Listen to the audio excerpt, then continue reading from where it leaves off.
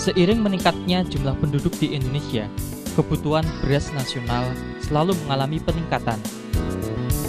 Namun demikian, produktivitas lahan sawah yang menghasilkan padi itu belum mencapai potensi maksimal.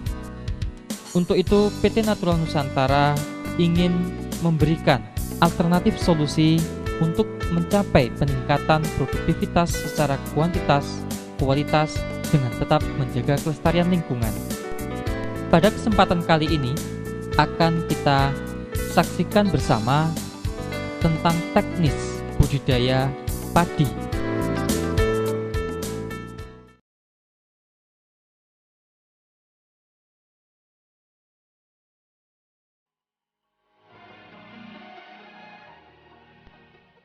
Sebagai persiapan awal, kita siapkan pembuatan persemaian. Untuk membuat persemaian dapat digunakan dengan cara menghitung perbandingan luas tanah untuk pembenihan dengan lahan tanam, yaitu 3:10. Artinya bila sawah seluas 1000 meter persegi, maka bagian sawah untuk persemaian dibutuhkan cukup sekitar 3,5 meter persegi.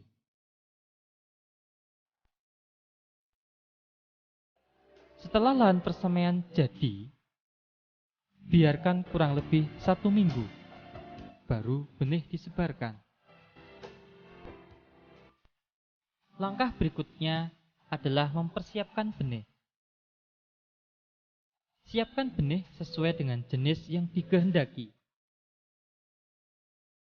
Dan kalau bisa, jenis padi yang bersertifikat. Sebelum benih direndam, terlebih dahulu alangkah baiknya benih kita keringkan di bawah panas sinar matahari kurang lebih setengah hingga 1 jam. Sambil menunggu pengeringan benih, kita siapkan air secukupnya dan ditaruh dalam ember. Lalu kita masukkan pupuk organik cair NASA dengan dosis 2 tutup per 10 liter air atau 20 cc per 10 liter air.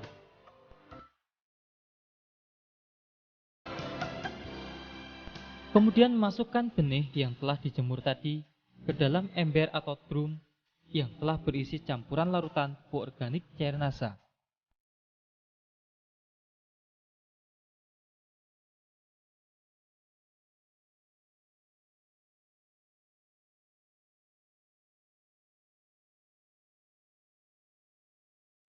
Rendamlah selama kurang lebih 1 malam.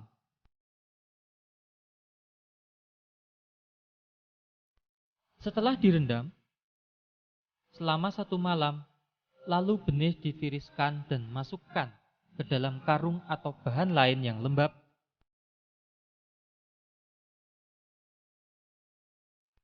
Kemudian diperam selama 1 hingga 2 malam.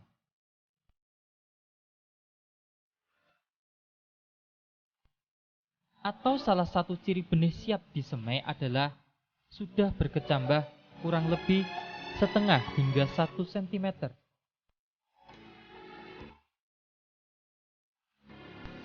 Sedangkan bekas air rendaman jangan dibuang, karena nanti dapat digunakan untuk menyiram lahan persemaian.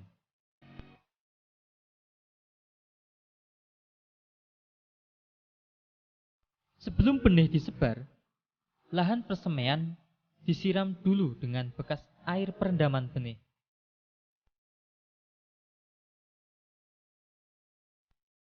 Baru kemudian sebarkan benih yang telah diperam tadi, yang sudah mulai berkecambah secara merata ke lahan persemaian.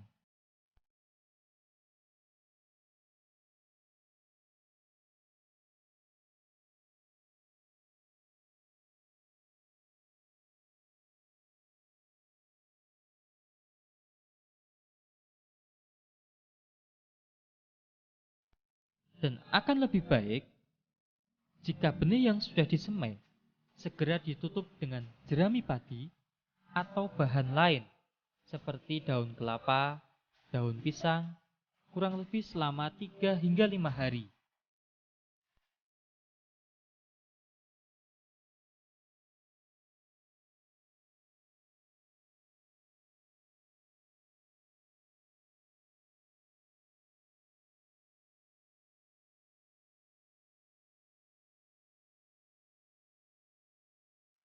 Setelah 3 sampai 5 hari, kira-kira benih sudah tampak tumbuh merata. Jerami tersebut segera dibuka dengan hati-hati agar bibit padi tidak rusak.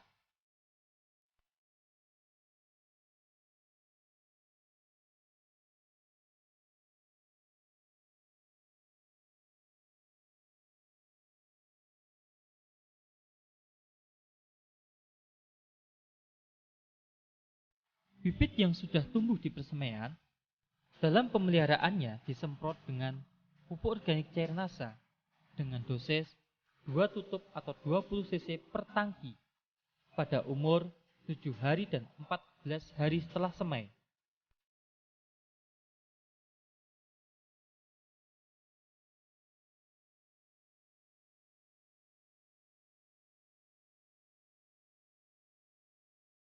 Pada saat penyemprotan pupuk organik cair NASA, akan lebih baik jika dicampur dengan BVR untuk membantu mencegah atau mengurangi serangan hama penggerek batang.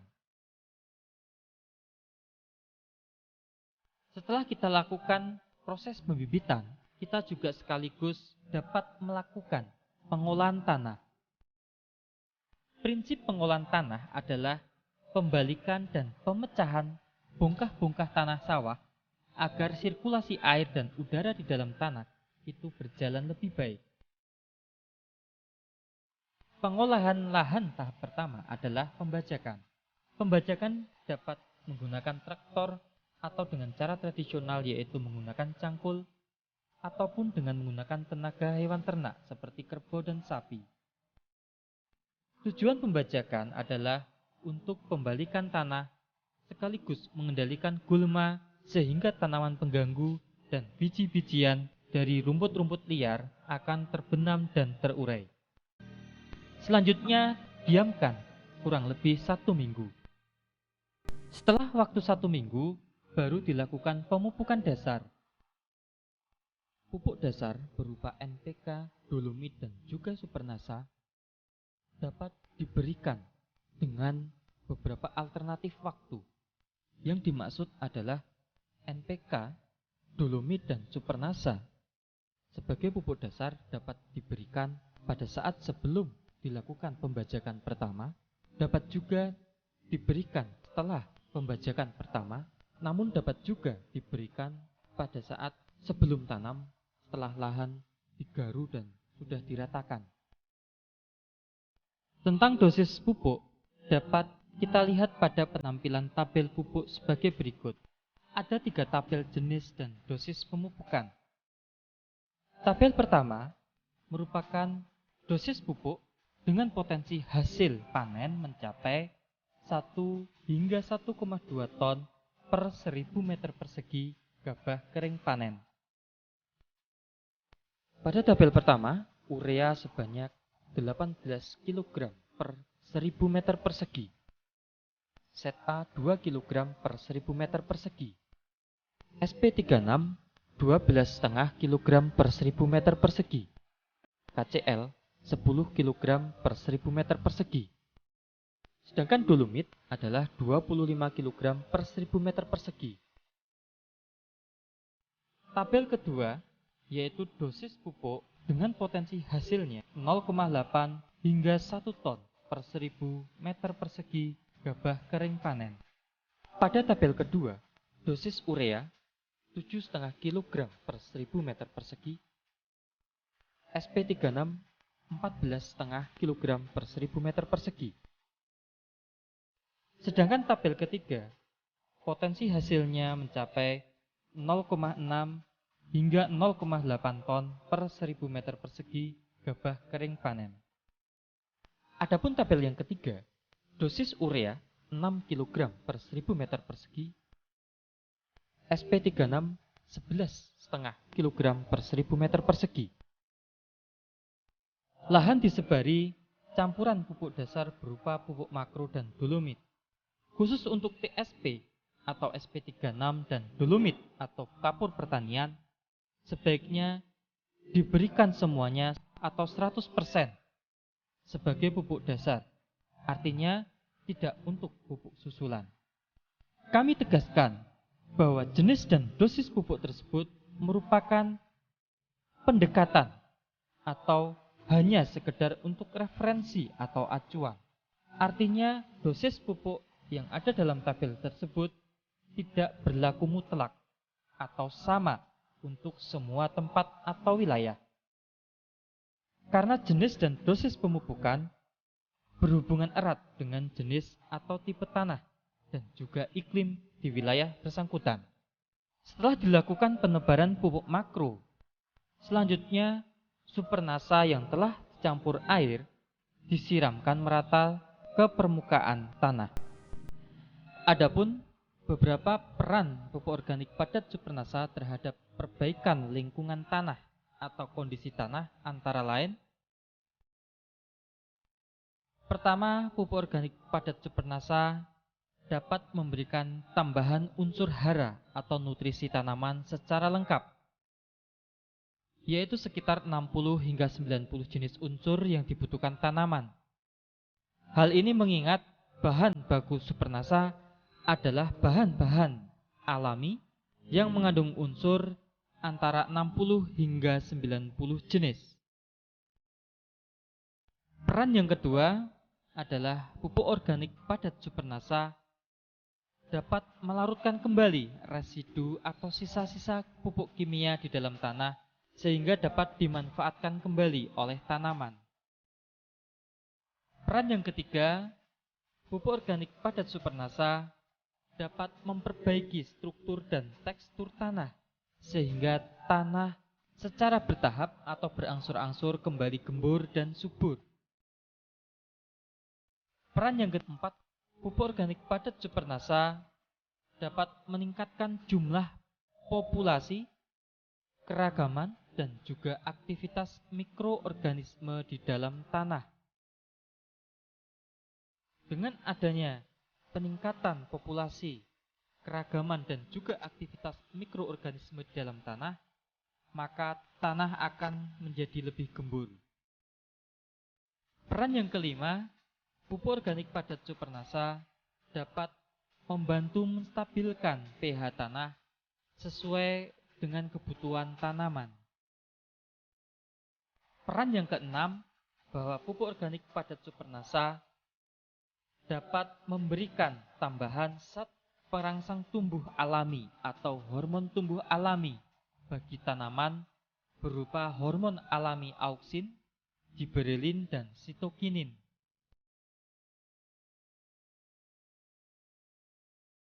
Caranya adalah bahwa satu botol supernasa terlebih dahulu dilarutkan menggunakan 3 liter atau 3000 cc air menjadi larutan induk.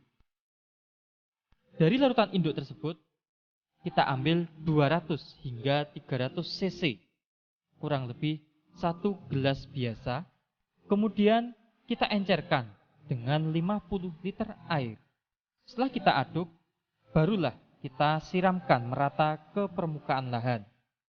Selama pemupukan dasar hingga nanti fase tanam, masukkan air secukupnya, jangan sampai melimpah ruah sehingga mengalir keluar dari lahan kita. Setelah kita lakukan pemupukan dasar dan juga penyiraman supernasa, kemudian kita lakukan penggaruan atau garu. Tujuan penggaruan adalah agar tanah menjadi rata dan rerumputan yang masih tertinggal dapat terbenam ke dalam tanah. Tanah yang sudah digaru dibiarkan selama 4 hari. Setelah tanah sudah menjadi lumpur halus dan pupuk dasar maupun supernasa sudah menyatu dengan tanah atau bereaksi dengan tanah, baru lahan siap ditanami.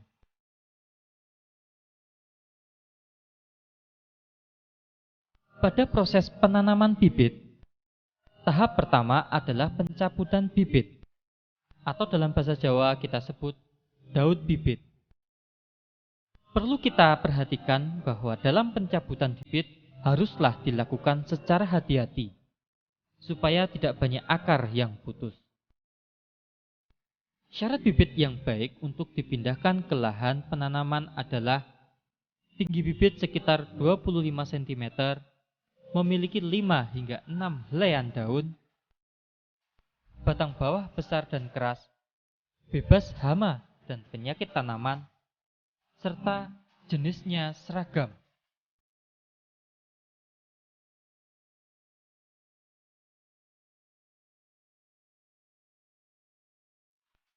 Umur bibit yang baik untuk pindah tanam tergantung varietasnya. Untuk varietas genjah, yaitu umur 100 hingga 115 hari panen, bibit dipindahkan pada umur 17 hingga 21 hari setelah semai.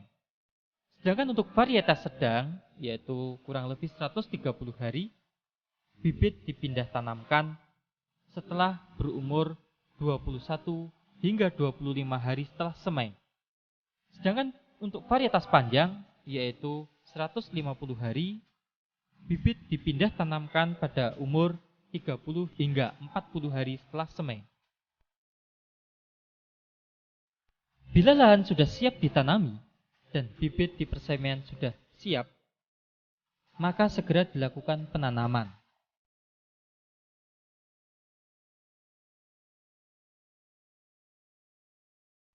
Jarak tanam yang digunakan antara lain adalah 25 kali 25 cm atau 30 kali 30 cm. Dengan jumlah bibit yang dimasukkan ke dalam setiap rumpun adalah cukup 2 hingga 3 bibit per rumpun. Pada saat penanaman, juga perlu kita perhatikan kedalaman tanam. Umumnya, sebagian besar petani di Indonesia kurang memperhatikan kedalaman bibit atau kedalaman tanam. Kedalaman yang sering digunakan hanya didasarkan pengalaman selama bertahun-tahun jadi petani atau berdasarkan naluri. Bibit yang terlalu dalam dibenamkan atau ditanam akan berakibat pada berkurangnya jumlah anakan tanaman. Ini terjadi karena semakin dalam pembenaman bibit, maka akan semakin kurang suhu tanah, sehingga mata tunas yang ada di bagian bawah bibit tidak akan memperoleh rangsangan untuk membentuk anakan.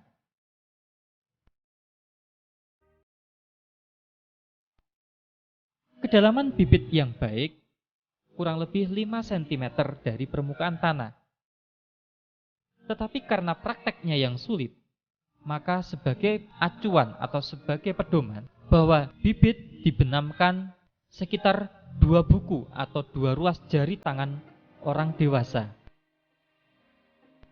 Setelah kita lakukan penanaman, penyulaman diperlukan jika ada bibit yang tumbuh kurang baik atau mati. Sebaiknya penyulaman dilakukan hingga 15 hari setelah tanam. Fase selanjutnya adalah pemeliharaan. Pemeliharaan meliputi antara lain adalah pemupukan susulan. Pemupukan susulan untuk pupuk makro diberikan pada umur 25 hari setelah tanam dan umur 45 hari setelah tanam. Pada umur 25 hari, pemupukan susulan pertama bisa kita lihat pada tabel pertama, urea sebanyak 36 kg per 1000 meter persegi, set A 3,5 kg per 1000 meter persegi, dan KCl 10 kg per 1000 meter persegi. Pada pemupukan susulan kedua, yaitu pada umur 45 hari, pada tabel pertama, urea 18 kg per 1000 meter persegi, set A 2 kg per 1000 meter persegi, dan KCl 20 kg per 1000 meter persegi.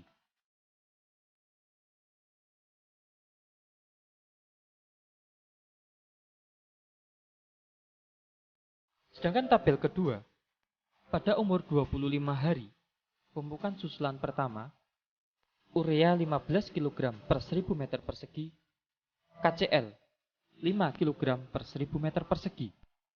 Pada pemupukan susulan kedua, yaitu pada umur 45 hari, urea 7,5 kg per 1000 meter persegi, KCl 10 kg per 1000 meter persegi.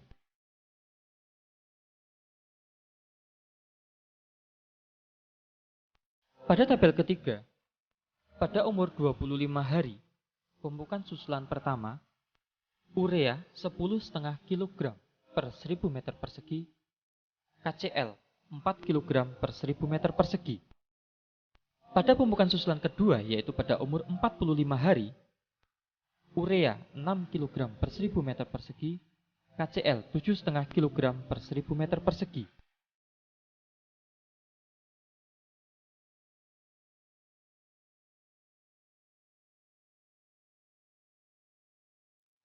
Penyemprotan pupuk organik cair NASA dan hormonik yang pertama dilakukan pada umur 15 hari setelah tanam. Selanjutnya penyemprotan yang kedua adalah 30 hari setelah tanam. Dan penyemprotan yang ketiga adalah 40 hari setelah tanam. Dengan dosis 4 hingga 6 tutup pupuk organik cair NASA dicampur dengan 1 tutup hormonik per tangki 14 atau 17 liter. Perawatan yang lain adalah pengolahan tanah ringan. Pengolahan tanah ringan ini dilakukan pada tanaman berumur 20 hari setelah tanam. Tujuannya adalah untuk memperbaiki sirkulasi udara atau aerasi dalam tanah, juga agar tanah di sela-sela tanaman akan menjadi gembur. Alat yang digunakan biasanya berupa sorokan, yaitu semacam garpu kayu bergigi paku yang sudah ditumpulkan selebar kurang lebih 15 cm dan diberi tangkai. Pemeliharaan selanjutnya adalah penyiangan. Gulma atau tanaman liar yang mengganggu tanaman padi akan bersaing dengan tanaman padi dalam memperoleh makanan atau zat hara dari dalam tanah. Oleh karena itu, penyiangan sangat diperlukan agar tanaman padi dapat tumbuh sempurna sehingga produktivitasnya dapat maksimal. Gulma yang sudah dicabut dapat dibuang keluar areal sawah atau dipendam dalam lumpur sawah sedalam-dalamnya. Sebaiknya dalam satu musim tanam dilakukan penyiangan 2 kali, yaitu pada saat umur 21 hingga 30 hari setelah tanam dan 35 hingga 45 hari setelah tanam. Dalam berbudidaya padi, hal yang sangat penting adalah pengaturan air. Dalam pengaturan air, perlu diperhatikan beberapa fase pertumbuhan. Pada fase pertumbuhan awal, yaitu setelah bibit padi ditanam, sawah harus digenangi air setinggi 2 hingga 3 cm selama 15 hari, atau saat tanaman mulai membentuk anakan. Air harus dipertahankan agar struktur tanah yang sudah diperoleh saat pengolahan tanah dapat dipertahankan. Selain itu dapat juga menghambat pertumbuhan gulma. Kecuali jika tampak gejala serangan hama putih, maka pengairan diatur yaitu 1 hari digenangi, selanjutnya 3 hingga 4 hari dikeringkan. Dikeringkan yang dimaksud adalah tanah cukup basah saja, tapi tidak ada air yang tergenang. Hal ini bertujuan untuk memutus siklus hama putih tersebut. Perlu kita ketahui bahwa hama putih sesekali dan biasanya pada malam hari turun ke bawah untuk memenuhi kebutuhan makan maupun minum dari air yang ada di permukaan tanah. Jadi dengan pengiringan diharapkan dapat mengurangi atau memutus siklus hama putih tersebut. Pengaturan air pada fase pembentukan anakan. Pada fase pembentukan anakan, ketinggian air perlu ditingkatkan dan dipertahankan cukup 3-5 cm hingga tanaman terlihat bunting. Bila permukaan air mencapai ketinggian lebih dari 5 cm dari permukaan tanah, Hal ini malah dapat berakibat pembentukan anakan atau tunas akan terhambat. Tetapi sebaliknya, jika kurang dari 3 cm, gulma akan mudah sekali tumbuh dan berkembang. Pengaturan air pada fase bunting, yaitu air dibutuhkan dalam jumlah cukup banyak, sehingga ketinggian genangan air pun harus cukup tinggi, yaitu sekitar 10 cm dari permukaan tanah. Kekurangan air harus dihindari pada saat fase bunting ini, karena dapat berakibat kurang sempurnanya pengisian bulir padi, sehingga pada akhirnya banyak pembentukan bulir padi yang gagal atau tidak sempurna dan kurang bernas. Pada fase pembungaan, bila mulai tampak keluar bunga, sawah perlu dikeringkan selama kurang lebih 4 hingga 7 hari. Ini dilakukan supaya pembungaan berlangsung secara serentak. Pada saat bunga muncul serentak, air segera dialirkan kembali sampai ketinggian 5 hingga 10 cm agar tanaman dapat menyerap makanan maupun air sebanyak-banyaknya. Dalam berbudidaya padi, di samping penggenangan, juga perlu diperhatikan pada fase-fase pengeringan. Sebenarnya pengeringan yang dimaksud bukanlah kering total, artinya tanah cukup basah dan lembab namun tidak sampai tergenang. Pengeringan hanya dilakukan pada fase pemasakan biji. Tujuan utamanya adalah untuk memperbaiki aerasi tanah, meningkatkan suhu dalam tanah, dan juga meningkatkan penambahan bahan organik oleh jasad renik, dan sekaligus mencegah terjadinya busuk akar, serta bermaksud untuk mengurangi atau mencegah populasi hama. Sedangkan pada pemasakan biji atau pemasakan bulir padi, bertujuan untuk menyeragamkan biji atau bulir dan mempercepat pemasakan bulir padi. Sebagai patokan, pengeringan dilakukan saat seluruh butir padi mulai menguning. Pengeringan jangan dilakukan sebelum semua bulir padi tampak kuning, karena dapat berakibat malai padi menjadi kopong atau kosong atau gabuk. Pengeringan ini dilakukan hingga saat padi siap dipanen.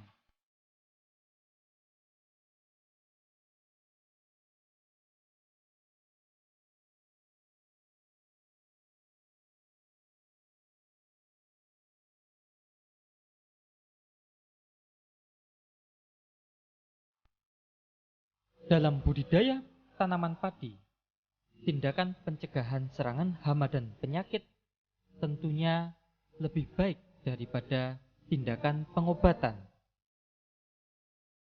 Untuk itu perlu dilakukan pengamatan secara cermat dan teratur. Paling tidak pengamatan dilakukan setiap 2 hari sekali atau setidaknya 1 minggu sekali.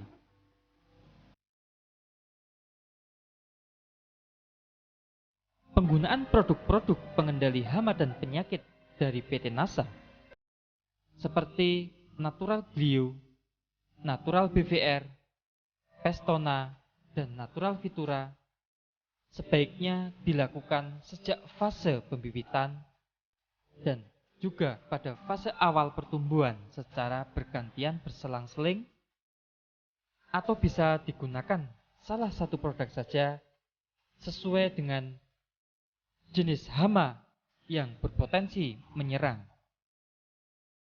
Akan lebih baik jika Natural Glio, Natural BVR, Natural Vitura, maupun Pestona diberikan secara teratur 1-2 minggu sekali berdasarkan jenis hama atau penyakit yang biasanya berpotensi menyerang tanaman padi di wilayah atau lahan yang bersangkutan. Selain penggunaan produk-produk dari PT Natural Nusantara, sebaiknya juga dilakukan tindakan pencegahan lainnya. Tindakan pencegahan serangan hama dan penyakit tanaman padi juga dapat dilakukan dengan beberapa cara. Misalnya dengan pengaturan rotasi tanaman dan juga rotasi varietas tanaman padi. Dengan pengolahan tanah yang baik, pengaturan jarak tanam, penyiangan secara teratur, kemudian dengan pengelolaan air, perbaikan sanitasi lingkungan, misalnya dengan menjaga kebersihan penatang sawah, dan yang tidak kalah pentingnya adalah dengan pemberian nutrisi atau pupuk secara lengkap, cukup, dan berimbang. Adapun beberapa hama dan penyakit yang sering dijumpai menyerang tanaman padi, di antaranya adalah yang pertama adalah hama putih palsu. Hama putih palsu biasanya menyerang sejak awal pembibitan. Gejala yang dapat dijumpai biasanya ditemukan titik-titik yang memanjang sejajar tulang daun dan berwarna putih, serta dapat ditemukan ulat yang menggulung daun padi. Untuk pencegahan ataupun pengendalian, sebaiknya menggunakan natural BVR sejak pada fase pembibitan untuk mencegah atau bahkan mengurangi meluasnya ancaman serangan, dan juga dengan cara pengaturan air yang baik seperti yang sudah dijelaskan pada fase pengelolaan air. Hama yang kedua adalah hama penggerek batang padi. Hama penggerek batang padi biasanya menyerang tanaman padi dengan cara menggerek batangnya. Jika menyerang tanaman padi pada fase vegetatif atau pada saat tanaman masih muda, disebut dengan sundep. Gejalanya adalah batang padi mudah sekali dicabut dan berwarna kuning kecoklatan. Sedangkan apabila penggerek batang padi menyerang pada fase generatif atau pada saat tanaman padi memasuki fase bunting, biasanya disebut hama beluk. Gejala serangan hama beluk dapat dijumpai mulai kelihatan hampa atau kosong dan mudah sekali dicabut karena bagian bawah batang digerek oleh hama beluk tersebut. Untuk pencegahan ataupun pengendalian dapat diberikan atau disemprotkan natural BVR atau Pestona. Natural BVR ataupun Pestona dapat digunakan salah satu saja atau juga dapat diberikan kedua-duanya dengan cara berselang-seling. Misalnya, minggu ini disemprotkan natural BVR, 1 atau 2 minggu kemudian disemprotkan Pestona, selanjutnya 1 atau 2 minggu berikutnya disemprotkan BVR lagi, dan seterusnya. Hama yang ketiga adalah hama wereng. Hama wereng menyerang dengan cara mengisap cairan batang padi. Dan hama wereng juga dapat menularkan virus. Untuk melakukan pencegahan atau penanggulangan dapat dilakukan rotasi varietas dan juga rotasi tanaman. Dalam pengendalian hama wereng, penggunaan pestisida kimia haruslah cara hati-hati atau bijaksana. Karena penggunaan pestisida kimia yang terlalu sering dapat menimbulkan wereng menjadi resisten. Selain resisten, hama wereng juga bisa mengalami perubahan genetik. Untuk itu, penggunaan natural BVR dan Pestona merupakan cara yang sangat tepat untuk mengendalikan hama wereng karena natural BVR dan Pestona merupakan bahan-bahan pengendali wereng yang bersifat alami. Pada saat penyemprotan natural BVR ataupun Pestona, sebaiknya perlu memperhatikan hal-hal berikut. Misalnya, natural BVR dan Pestona dilakukan pada saat fase-fase telur baru menetas atau pada saat wereng muda atau nimfa lebih banyak dari wereng dewasa, Penyemprotan natural BVR dan Pestona disemprotkan mengenai sasaran pada pangkal batang karena disitulah tempat yang sangat disukai oleh hama wereng.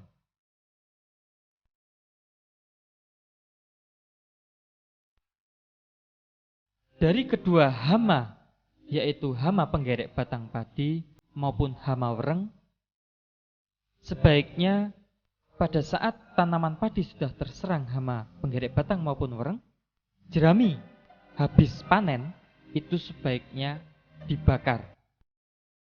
Serta perlu dilakukan pengelolaan air dan pengelolaan tanah dengan baik dan benar.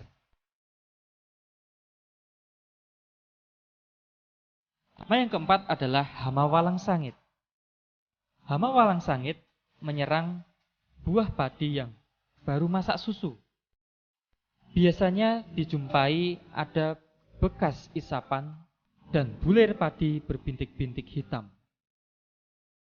Untuk pengendalian atau pencegahan hama walang sangit, sebaiknya digunakan natural BVR atau juga dapat digunakan Pestona.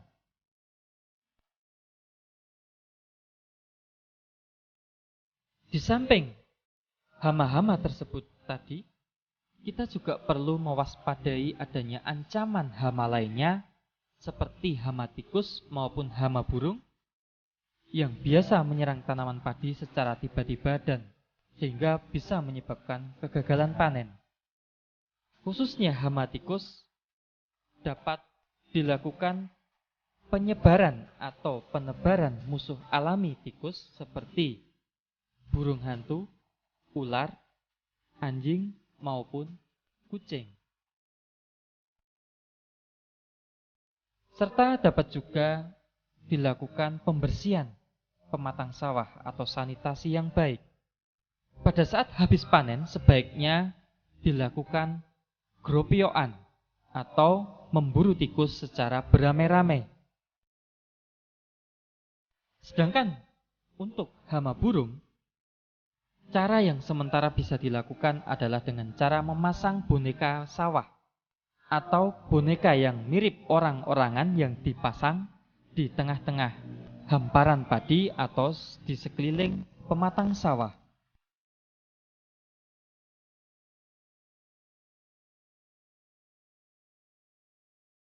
Di samping hama, kita juga harus mewaspadai ancaman serangan penyakit tanaman padi.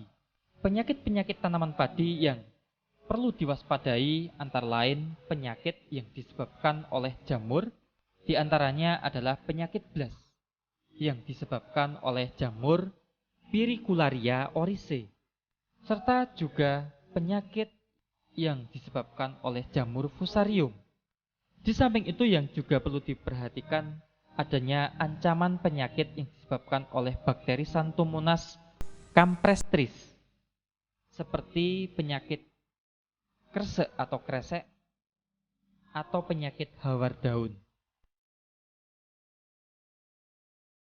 Untuk mencegah serangan penyakit tersebut, sebaiknya diberikan nutrisi yang lengkap, cukup, dan berimbang sejak pada awal tanam.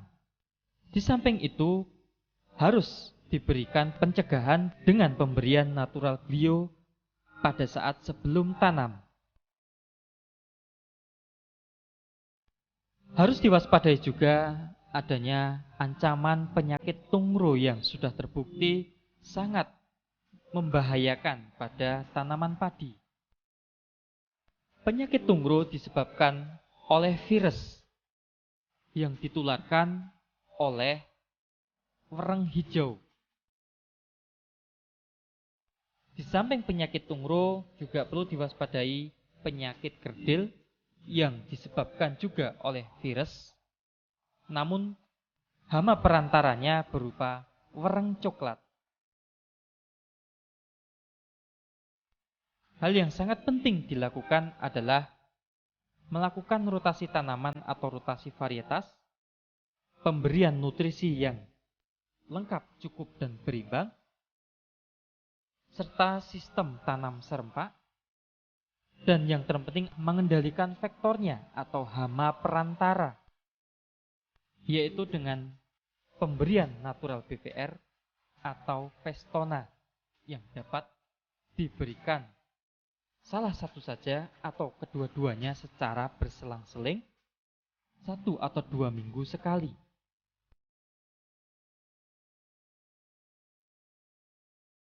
Setelah tanaman cukup umur, maka segera dilakukan pemanenan. Pemanenan dapat menggunakan sabit atau ani-ani atau alat yang lain disesuaikan dengan lokasi dan juga tradisi setempat. Demikianlah informasi tentang budidaya padi dari PT Natural Nusantara. Semoga informasi ini bermanfaat bagi mitra NASA khususnya dan petani padi pada umumnya di seluruh Nusantara. Terima kasih dan salam NASA.